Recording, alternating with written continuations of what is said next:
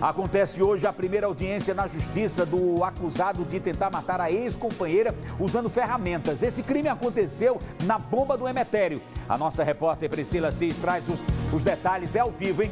Meu Pernambuco, vem comigo aqui. Priscila, muito bom dia, traz a informação pra gente. Muito bom dia para você, Gernan. Bom dia a todos. Olha, a gente está aqui no Fórum Joana Bezerra, onde daqui a pouco vai acontecer essa primeira audiência de instrução. A previsão é de que o homem, que está sendo apontado como responsável por essa tentativa de feminicídio, seja ouvido de maneira virtual, porque ele está preso. Já a vítima deve estar chegando aqui daqui a pouco ao Fórum para poder prestar esse depoimento. Eu vou conversar com a advogada dela, a advogada Carolina Guiar, que está aqui ao meu lado, que vai trazer os detalhes, Doutora Carolina, queria que a senhora explicasse. Foi um crime que chamou muita atenção. Na época, a gente até conversou com a vítima, ela ficou bastante ferida. Há aí uma série de fatos, Ele primeiro teria arrombado a casa para promover essas agressões. Muito bom dia. Bom dia, Gernan, bom dia também a todos que estão nos acompanhando, exatamente. E é muito triste, falar de violência doméstica é falar da realidade de muitas mulheres que estão nos acompanhando, inclusive, nesse momento.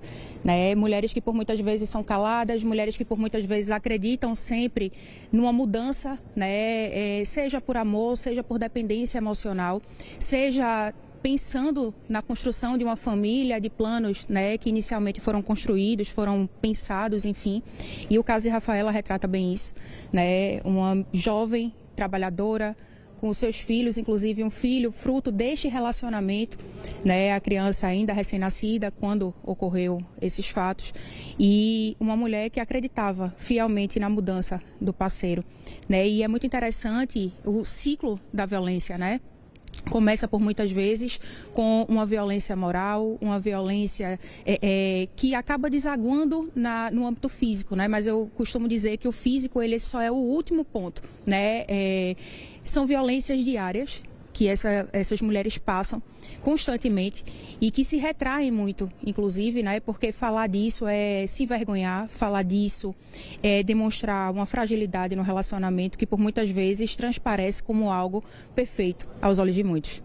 E aí, nesse caso, doutor específico, ela tentou se separar dele, ele não era nem marido, era um namorado. E ela tinha tentado colocar fim nesse relacionamento, foi quando descobriu a gestação, tentou dar uma nova chance, mas ele continuou sendo um homem agressivo com ela. Sim, e é interessante também, e por isso que eu digo, tantas mulheres que agora nos acompanham, que começam a perceber exatamente que vivem isso, mas é sempre o acreditar que aquilo ali jamais vai acontecer com você, Olha, ele é agressivo, mas aqui ele também me dá muito amor. Então, é um ciclo realmente, E com Rafaela foi exatamente isso. Quando ela decidiu pôr fim, houve ameaças anteriores que acreditava-se que jamais se concretizariam. E aqui já antecipo, Quem está em casa aí no conforto do seu lar, sentadinho no sofá, mas esperou, pagou para ver, É muito fácil você apontar o dedo e você julgar quando você não está na situação de vulnerabilidade. Então, ele agrediu de forma brutal. Aqui eu já deixo registrado também o meu agradecimento e parabenizar a Polícia Civil do Estado de Pernambuco, que de forma diligente agiu nesse caso, o Poder Judiciário também. Nesse caso em específico eu atuo enquanto assistente de acusação, então pretendo aí auxiliar o Ministério Público em tudo que for necessário para realmente se chegar ao que nós acreditamos que é a justiça nesse caso. Ela estava em casa com os 2 filhos, sozinha, era um período de carnaval, Inclusive, a casa dela ficava próxima a uma área, um polo de folia, tinha muito barulho, poucos vizinhos em casa, todo mundo na festa. Isso pode ter sido indício que ele planejou essa ação toda. Por exemplo, ele sabia que não ia ter ninguém com ela, ele sabia que a rua ia estar mais vazia. Muito pertinente a sua pergunta, inclusive desaguando aí no que diz o direito penal sobre o que nós chamamos de intercrimes. O que é o intercrimes? Nada mais é do que o caminho do crime.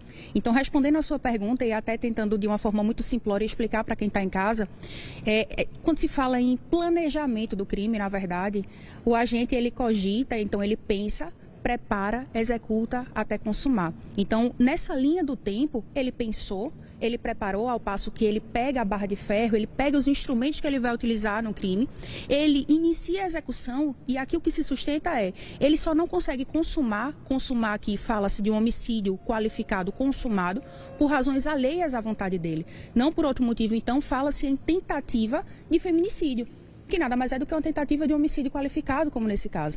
Então, o direito penal, de uma forma muito simples, nós conseguimos visualizar cada etapa da cogitação, e a cogitação aqui o direito penal não pune, porque é impossível você deduzir, você chegar à conclusão do que o outro está pensando, a psique, mas é muito nítido quando ele prepara, quando ele executa e quando ele só não consuma por razões alheias à vontade dele, qual seja aí, realmente, Rafaela, em um dado momento, ela se fingiu de morta, realmente, para poder salvar a vida dela.